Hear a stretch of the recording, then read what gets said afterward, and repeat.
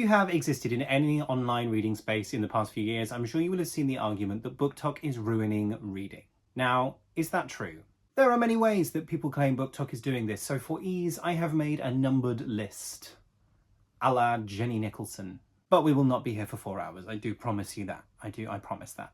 Part 1, overconsumption. I'm sure we have all seen a video of someone showing off a massive, massive book haul, but is doing that harmful? Is buying that many books in one go harmful? Now, BookTok has actually helped raise book sales. In 2022, adult print fiction sales were up 8.5% over 2021, and they were up a further 4.2% in the first half of 2023. But could those figures be due to overconsumption? Now, overconsumption isn't something that is specifically linked to the book industry. We see it a lot in the fashion industry as well with fast fashion. Clothing brands will make cheaply produced garments that generally fit whatever is kind of in fashion, and I do think we do see this kind of in the publishing industry. It feels like there's a lot more rom-coms being published now, and the genre feels a lot more prominent than it did 5 or maybe 10 years ago. The romance genre as a whole is having a very big boom. It's something that young people are reading. And again, 5-10 years ago, I don't think you would find young people reading romance books. It was something that was seen as very old and very stuffy. These rom-coms all also just have the same sort of cover, that sort of generically illustrated cover. I'd be very interested to find out who did this cover first. I feel like it was Emily Henry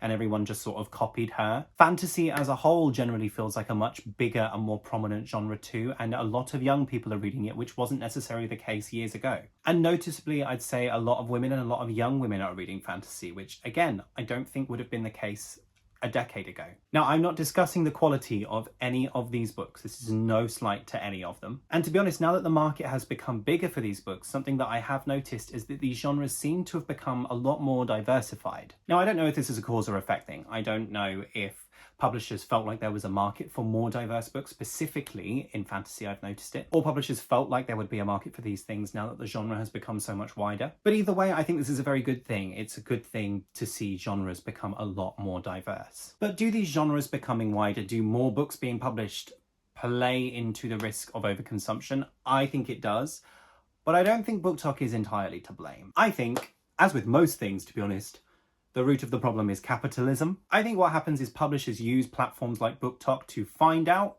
what is popular, and then they actively try and publish more of that stuff, which is why we've seen a massive rise in things like rom-coms. I think a great way to counteract overconsumption is if you're going to buy all those books, just make sure you read them. If you're going to buy them, just make sure they at least get read by you. Also, don't forget about libraries. Support your local library. I also love thrifting books. I love looking for books in charity shops. It is so satisfying when you find a book that you've been looking for and it is so much cheaper than it would have been had you bought it brand new. Part 2, aesthetic. Something that ties into... I just clapped really loudly. I don't know why I did that. Something that ties into overconsumption is aesthetic. I think it's an aspiration for most people who love reading to just have a house full of books, to have shelves and shelves and shelves of them, to have books in every corner. I think it's a very desirable aesthetic. But something I think everyone needs to remember is that we live on a dying planet, a planet that we are killing, and we have to be so conscious about what we consume, and that does include books. So I do think doing these massive book hauls is a bit of a problem, but more just for the planet than anything else. Publishing is getting greener, I do think, but they still have to be produced, and that does still have an effect on the planet. Something else I've seen people claiming online, however, is that people on BookTok are purely reading for the aesthetic, that it somehow makes you look cool to be classed as a reader. It makes you seem intelligent and mysterious to constantly carry around a book, but they're implying that these books are not actually getting read. Now, honestly, I think that is a load of bogus. I think that's a complete load of nonsense. I mean, has reading ever been considered cool? I have been a reader all my life, and I have been constantly called uncool and a nerd. So why would people aspire to that? It seems counterintuitive to me. I think we all do have a certain desire to be seen as intelligent, but I just think that this idea is a stupid one. I mean, it's flawed right from the beginning. Imagine if I was pretending to read this book, carrying around this book with me, and people went, "Oh yeah, what's it about?" I'd have no idea because I hadn't read the book. It just seems like a really stupid argument to me. There was an article published in GQ in 2023 titled, "In the shallow world of BookTok, being a reader is more important than actually reading." Now, this article still boils my blood to this very day. The author of this article, Barry Pierce, quotes the author Stephanie Dander when she says, "On BookTok, you can't just show a book by Clarice Lispector. the successful accounts performed being a woman who reads Clarice Lispector. Now, the author of this article, Barry Pearce, agrees with Danler when she says this. He goes on to say, "There is an uncanny falseness behind it all, a shallow nothingness that only appropriates bibliophilia. Who doesn't want to be seen as literary? Being perceived as having read a lot of books warrants a fair share of cultural capital. If you can fake it, then why not?" Now, with all due respect, just stop talking, just shush, just shut up. This whole article feels so unnecessarily judgmental, and for what? For what reason? It seems so strange and so ironic that he is playing into the very thing that he is criticising. Like, reading isn't a competition, Barry. You don't have to prove that you're a better reader just by not posting about it online. It feels so playground and it feels so childish to be like, oh yeah, well I read it too, but I didn't feel the need to shout about it. It just feels a bit gross and it feels a bit gatekeepy. It feels like, oh well, you can't read that stuff. I can because I'm going to appreciate it, but you can't. There also just seems to be a slight genre bias in the article. He speaks in quite a derogatory way about anything that isn't literary fiction or isn't a classic. It just seems like an article that is full of vitriol and full of anger about something that doesn't affect the author in any way apart from mildly perturbing him. Like, imagine if I wrote an 800-word article in an international magazine about French flaps because they annoy me.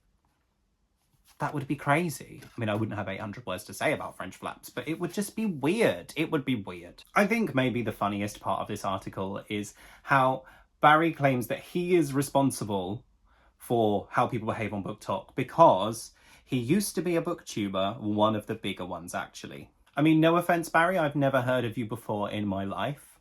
You're not responsible for something just because you contribute to it. I have a carbon footprint. It doesn't mean I'm responsible for global warming. Part 3, reading for the stats. Something else Pearce references in the article is reading goals and reading for the stats. About scrolling through BookTok, he says that it was like entering a parallel universe where reading wasn't just something that someone did for fun, it was a lifestyle, an aesthetic. People were readers like Lorraine Kerry is Lorraine Kerry. Did I just say Lorraine Kerry? Who is Lorraine Kerry? I meant Lorraine Kelly. Just so you all know, I meant Lorraine Kelly. Oh my god, maybe BookTok is ruining reading.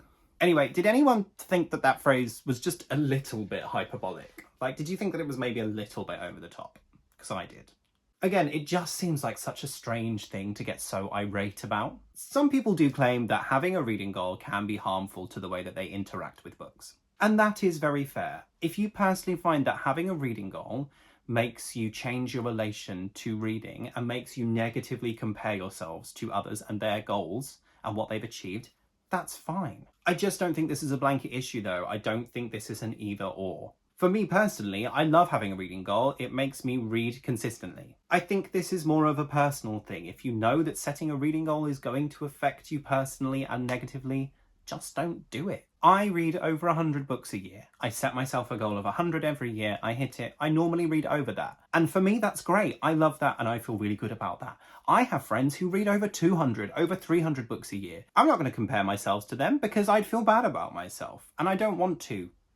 I should compare myself to Max. He's not read a single book this year. Have you? No, you haven't. Just don't take it too seriously. It's a goal for you and you alone to make sure that you're reading consistently. Or if you can't do it, then don't. And that's also fine. Part 4, anti-intellectualism.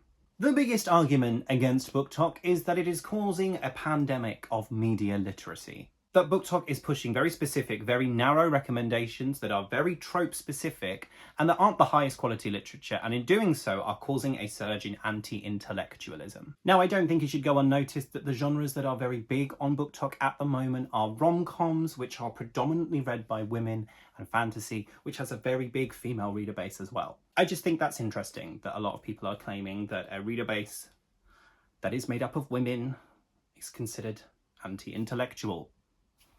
Just going to throw that out there. But personally, I think blaming anti-intellectualism on BookTok as a whole is kind of insane. Again, I think publishers are looking at BookTok, finding out what's popular and publishing as much of it as they can in an effort to try and make as much money as they can. And this is why we feel like we're seeing a lot of similar recommendations. But I also think that if you are new to BookTok or if you are a passing member of the community, when you interact with it, the things you're going to see the most are the most popular content and the most popular books. and they're going to be the same things over and over and over again. That is sadly just the way that TikTok works. It pushes the most popular content at you. But if you actually spend the time to find creators who are talking about the books you want to hear about or books you enjoy, you'll have a much better time, I think. Yes, there are lots of people talking about rom-coms and cowboy romances and hockey romances and romantasy, but there are people talking about every single genre under the sun on BookTok. You just have to find them. So if the romances or the romantasy or the fantasy aren't your bag, just go and find somewhere else. I'm not going to continuously eat at a restaurant that I don't enjoy the food of every night and then complain that the food is bad when I know that I don't like it. I will leave the restaurant I don't like, not ruining the experience for the other diners, and go and find a restaurant that I do like. And yes, I do think that only reading for the enjoyment is kind of a problematic mindset sometimes. But I also cannot control how other people consume media. That way madness lies. Then we become 1984. I do find it interesting that the people mainly critiquing BookTok are people who have not spent time in the community and therefore don't understand it, or they are writers and authors who are critiquing a reader space, which is a bit of an icky topic. Not a topic for today. It's not a topic for today. From personal experience, I would not be the reader that I am today, and I would not love reading as much as I do today if it weren't for BookTok. It got me back into reading during the pandemic, and it has introduced me to so many wonderful, diverse books that I just never would have found by myself, some of which have become my all-time favourite books. In my experience with BookTok, it's all about how you go about interacting with it. If you spend your time on the surface, you are never going to get anywhere and you're not going to have much fun. I don't think BookTok is ruining publishing, and I don't think BookTok is ruining reading. I think publishers might be ruining reading. To be honest, I think the people who are ruining reading are the people who won't let other people read their books in goddamn peace.